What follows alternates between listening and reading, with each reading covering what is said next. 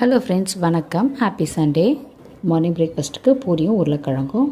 உருளைக்கிழங்கு தோல் ஈஸியாக பீல் பண்ணணுன்னா வேக வைக்கிறதுக்கு முன்னாடி இதை மாதிரி கத்தியை வச்சு ஃபுல்லாக ஒரு கீரல் போட்டுருங்க. வெந்த பிறகு பாருங்கள், தோல் எல்லாம் அழகாக பிரிஞ்சு வந்துடும். உரிக்கிறதுக்கும் ஈஸியாக இருக்கும். இன்றைக்கி சண்டேவாக இருந்தாலும் இன்றைக்கி நான்வெஜ் எதுவும் வீட்டில் எடுக்கலை. நாளைக்கு அமாவாசை. ஸோ இன்றைக்கி நான்வெஜ் எடுத்துகிட்டு வீடு எல்லாமே க்ளீன் பண்ணிவிட்டு அதுக்கப்புறம் தான் நாளைக்கு சாமி கும்பிட வேண்டியதாக இருக்கும். அதனால் எதுவுமே எடுக்கலை. தேர்ஸ்டே தான் வீடு ஃபுல்லாகவே மாஃப் போட்டு க்ளீன் பண்ணேன். அதனால தான் இன்றைக்கி நான்வெஜ் வேணான்னு சொல்லிட்டோம். சண்டே நான்வெஜ் வேறு எடுக்கலை. எல்லாருமே வீட்டில் இருக்காங்க. கொஞ்சம் ஸ்பெஷலாக செய்யலாம் தான் மார்னிங்கே பூரியும் மசாலும் செஞ்சுருந்தேன். பூரிக்கு மாவு பிசையும் போது 1/2 ஸ்பூன் அளவுக்கு ரவை சேர்த்து பிசைஞ்சிங்கன்னா பூரி ரொம்ப உப்பலாக வரும். பூரிக்கு மாவு பிசைஞ்சு வச்ச பிறகு அந்த மாவு ரொம்ப நேரம் ஊற வைக்கக்கூடாது. பிசைஞ்சிட்டு உடனே பூரி போட ஆரம்பிக்கலாம். அப்போ தான் எண்ணெய் ரொம்ப பிடிக்காது. எல்லா பூரியுமே செம உப்பலாக சூப்பராக வந்திருந்தது. மார்னிங் பிரேக்ஃபாஸ்ட்டுக்கு செம சூப்பராக உப்பலான பூரியும் கூடவே உருளைக்கிழங்கும் வச்சு சாப்பிட்டாச்சு. மார்னிங் பிரேக்ஃபாஸ்ட்லாம் முடிச்சுட்டு கொஞ்சம் ரெஸ்ட் எடுத்து அதுக்கப்புறம் லஞ்ச் ப்ரிப்ரேஷன் ஆரம்பித்தேன்.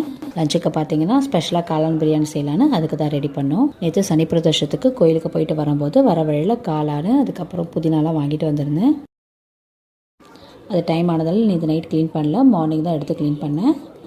காளான் 2 பேக்கெட் அளவுக்கு ரொம்ப அதிகமாக இருக்கிறதால மொத்தத்தையுமே பிரியாணிக்கு போட்டால் நல்லா இருக்காதுன்றக்காக கொஞ்சமாக காளானை அப்படியே சுக்கா மாதிரி பெரட்டி எடுத்தேன்.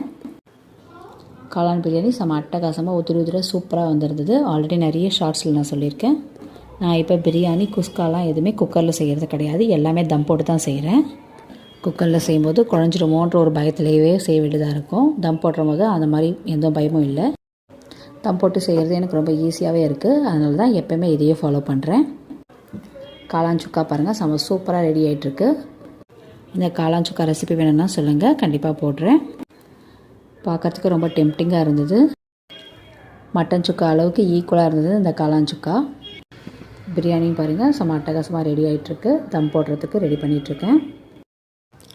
நான்வெஜ்ஜுக்கு ஈக்குவலாக ஒரு சண்டே சமையல் ரெடி ஆகிடுச்சு. உங்கள் வீட்டில் இன்றைக்கி என்ன லஞ்ச் சொன்னாங்க கமெண்ட் பண்ணுங்கள். நம்ம சேனலுக்கு வீடியோஸ்லாம் பாருங்கள். உங்களுக்கு எது மாதிரி வீடியோஸ் வேணும்னு சொல்லிட்டு கமெண்ட் பண்ணுங்கள். சேனலுக்கு தொடர்ந்து சப்போர்ட் பண்ணுங்கள். சேனலை சப்ஸ்கிரைப் பண்ணிக்கோங்க. பக்கத்தில் இருக்க பெல் பட்டனையும் டச் பண்ணிக்கோங்க. வீடியோஸ் எல்லாத்துக்குமே லைக் போடுங்க. அப்போ தான் வீடியோஸ் நிறைய பேருக்கு பார்க்க முடியும். தேங்க்யூ ஸோ மச் ஃபார் வாட்சிங்.